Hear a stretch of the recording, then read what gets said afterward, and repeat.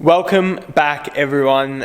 This is the week we get started on converting this 944 to a monster ECU. We're going to be running the Link G4X Monsoon, and I can't wait to get started. So I think first things first, the reason why it's up on the hoist is I want to remove some body panels because I don't want to scratch this thing while I'm working on in the engine bay. So we'll get the wheels off, we'll get the front fenders off, and I think that should be it. I don't reckon I'm going to need to take the front bar off, but I'll get the fenders off to start off with. And yeah, this is going to give us some more working room so I don't scratch it. From there, we'll take the OG harness out, just obviously have a look at it and see if we're going to be running the lines in the same area and start planning for this new ECU.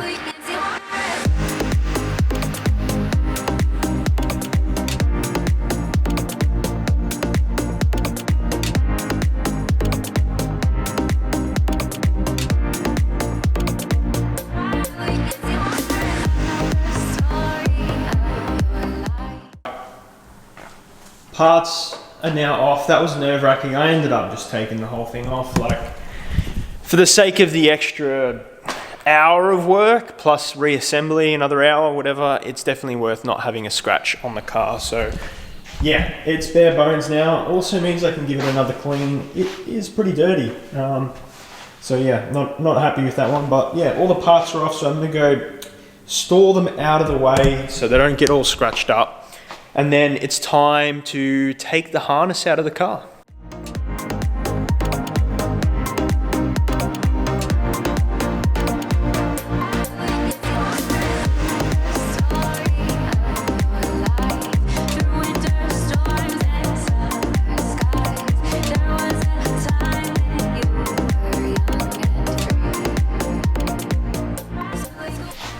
Harness is out. Crazy. Now, just for a size comparison, have a look at the difference. 40 years in technology, right?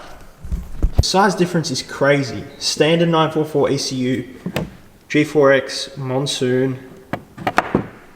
Crazy, right? And the functionalities are obviously vastly different. Vastly. It's out. I don't even know where to start, to be honest. I think what we need to do is just label this harness that's under me, just to mark everything, understand where everything sort of goes, and then we can lay the new harness next to it just to get a bit of an idea on what we need to do. Obviously, we've got new sensors galore, E85 sensor and that sort of thing. So just taking it, you know, step by step is going to be very important so we don't miss anything and we do a good job. This is doing my brain in, trying to look through like 30 to 40-year-old like diagrams and, you know, 20-year-old forum posts. I know we've all been there. Is really, really difficult. Like, some wires match up, some of them don't. But I've got a list on this important plug here that connects the ECU harness to the main body harness. I've basically written down pretty poorly, but I can read it. What each of the wires do. We're probably not going to need to use all of them, but most of them we're going to need. There are some things we're going to be deleting, like the check valve for the air. That I believe is for the cold start, and I'm guessing ambient pressure adjustment. I'm not too sure. Someone probably knows, but I know what most of them do, which is the important part now. Next, it's time to depict everything on the new harness, which is just here.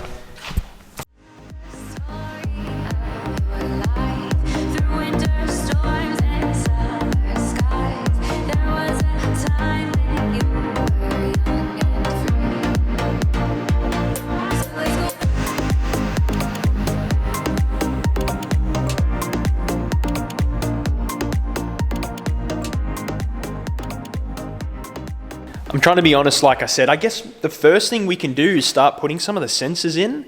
I've got some new sensors and we need to put them in. So I guess that will make sense, right? If we do the sensors, then I know where to run all the cabling and all that. And yeah, I guess we can put the flex fuel sensor in. I've got the parts for it and we can go from there. Okay, first sensor, pressure and temperature. So I've already got a oil pressure sensor in the car in one of the center things, but we'll take that one out and replace it with this one that does 2-in-1, and then we can use the CAN gauge to see what's going on. Sick. So that is the pressure sensor there, and then we've got a leak here as well.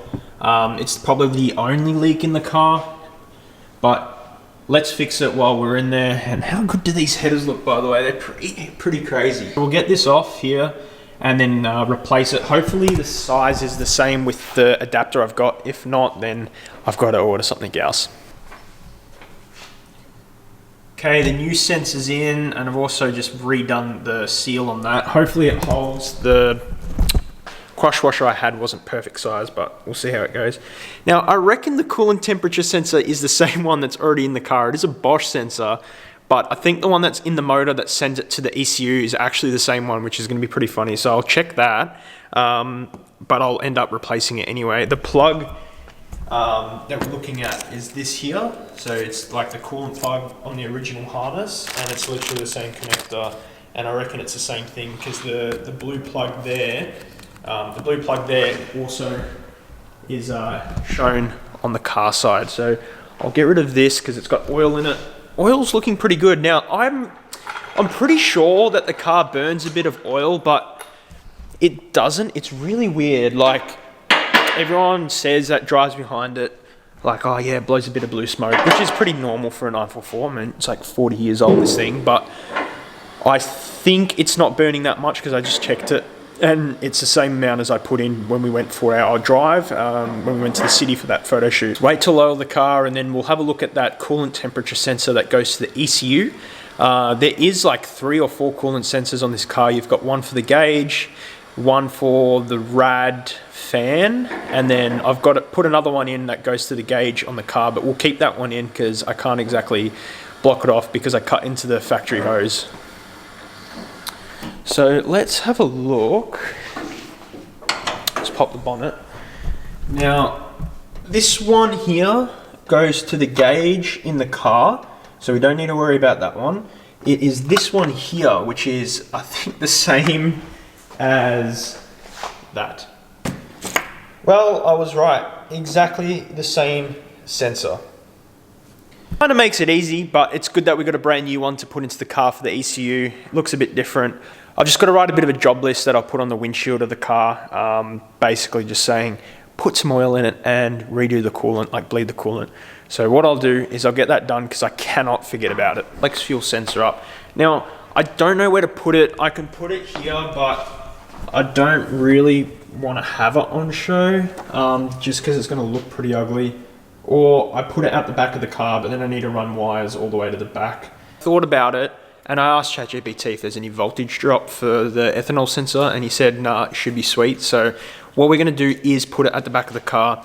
I don't want to mount it inside the engine bay because it's just more stuff in the engine bay I don't need. So I think the plan is to run it in here somewhere. Like, oh, it's a bit hard to see, might need to take the exhaust off, but in here somewhere, just over there. It should be okay, and then we can just run the wiring inside the cabin.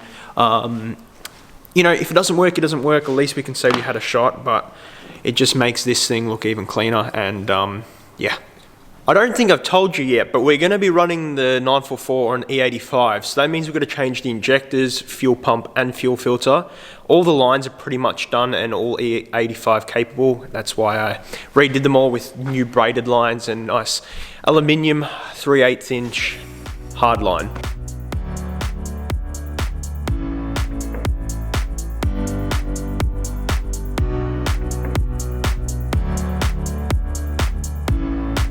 Anyway, we're stuck here because I don't have the fuel fittings, so we're going to move on to the Loom. So I've kind of depicted on this main plug and what it does. As I said, it took me forever. So what we're going to do is stretch this cable out and figure out what we need versus what we don't, because we're not going to need all these cables off the standard Loom, and go from there. So we're just going to get, I think, one of these masking tapes and a texter just to mark out what we need versus what we don't, and then we can chuck it in the car.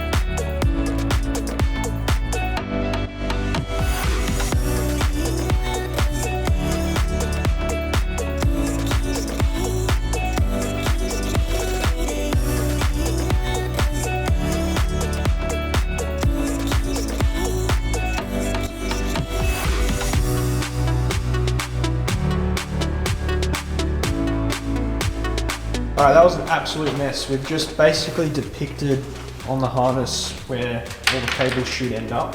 Now we just got to remove the ones we don't need. Like I don't need that many sensor outputs and that sort of thing. The car's pretty basic. It's only got about 4 sensors, and obviously it's not turbocharged, so we're not going to need all those cables. So we'll start depinning what we don't need and go from there. So the Link harness comes with 2 shielded cables. Normally one for flywheel sensor and the other one for camshaft angle, but we're only going to run a flywheel sensor. So we're going to have to depin one of these, and then yeah, depin a lot more, right? Mm-hmm. There's a lot of cables. A lot of cables we don't need. Right. This looks pretty crazy. We've labelled everything on the opposing side so we know where everything goes. Now it's just routing everything, sort of briefly taping it up just to make sure we know where all the branches are going to run off. Then once we're happy, then we can start taping it up and then covering it all. It's a pretty big process, I ain't gonna lie. I was definitely overconfident on it, but now looking at it like this and really depicting what each wire does, it's actually not too hard. One thing we're gonna have to do is get some new plugs. I don't really want to cut into the factory loom and solder it, so we're gonna go try and find some new plugs now. If not, and if they're too expensive, I'm just gonna, cut. One thing I forgot to add, we split the CAN high and low cables into 3 outputs, right? We've got now. Mm-hmm. So we've got the keypad, we've got the Lambda sensor, and also the CAN gauge. So all we're meant to do, I think, according to the internet, is just literally split them into a couple extra wires off the high and low, and then power it and ground it. So yeah, this will be before the firewall, and the firewall we've got just here, just a marking of where we're gonna have the firewall. So we'll get it back into the car and then start routing everything.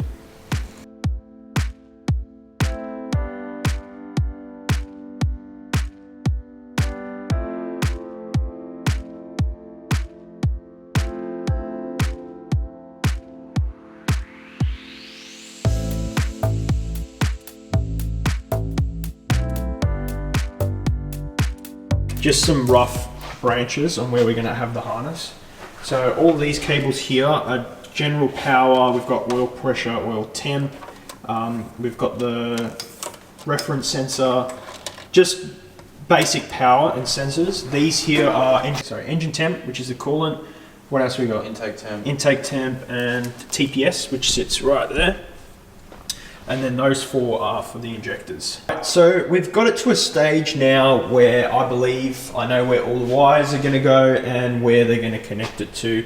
I'll break it down shortly, but my main concern with this car was this plug here. This 9-pin plug connects the engine harness to the body harness. And as I was saying before in the video, I had to decipher it and understand what it did. So late last night, we actually tested what this plug does and each of the wires just to confirm. Out of the 9 wires that this plug connects to here, we're only going to be using 4. So we're going to have power, obviously, to the ECU, so it's like a switch power. The injector power comes from there, so for the relays. There is a ground for the fuel pump, so the ECU or the old DME controls the fuel pump, obviously.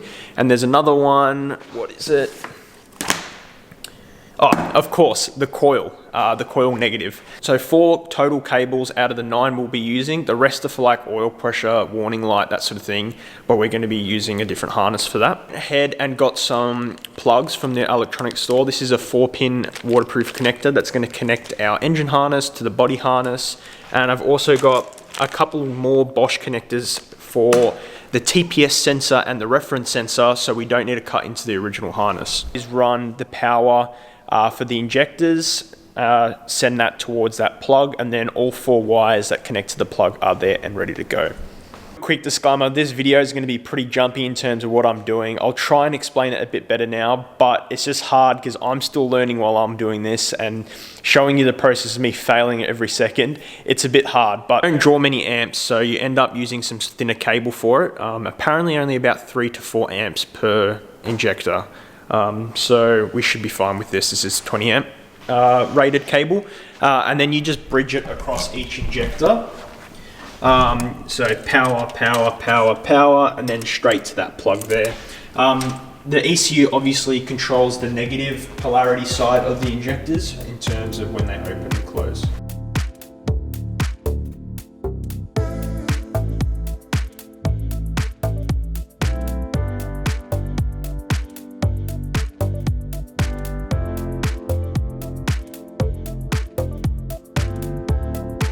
Right, first plug is on. That's it there. It's a bit messy at the moment. Just got to clean it up. I plugged my PC in and turned the car on and it's connected. I'm just waiting on an unlock code to unlock the ECU so then I can just test if the fuel pump wire that we put in is working, and also the injection, no, not the injection, the coil wire, the trigger. So yeah, I think now we're just going to start wiring up the other plugs in the harness on top of the engine, so your water temp and such, and yeah, we'll just keep progressively getting there until we get to a point where we're happy and we can test everything for a first start.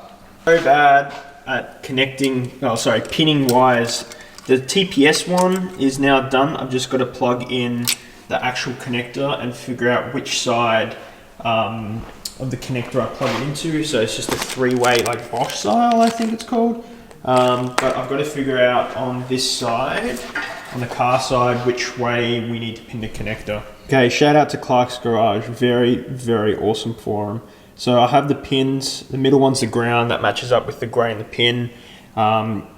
Term 2 is full contact, and then term 3 is a lot of learning. So the TPS in the 944 isn't obviously a new style TPS, which I didn't know.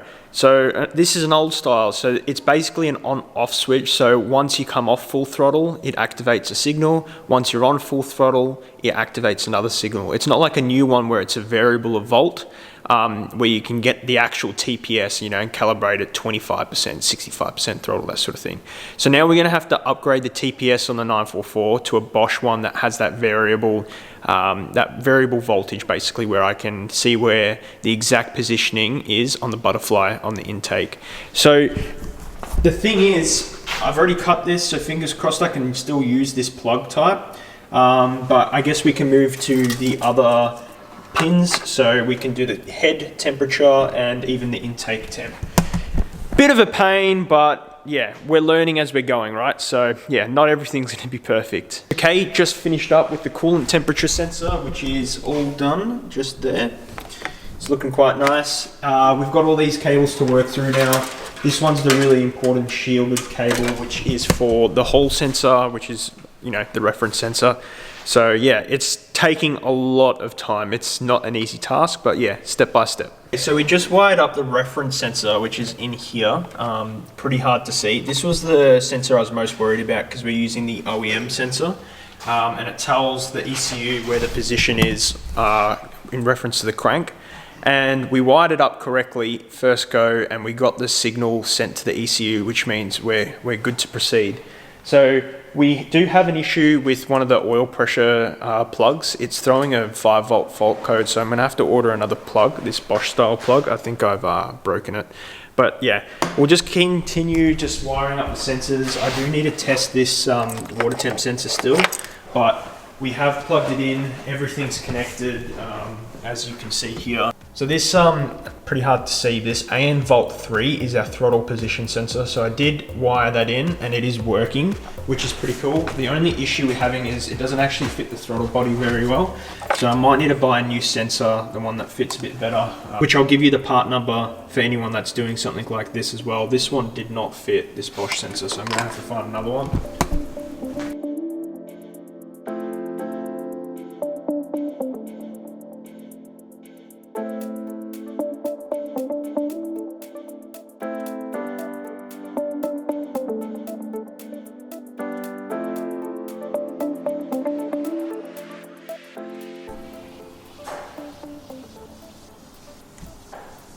So this is where we're going to leave this week's video.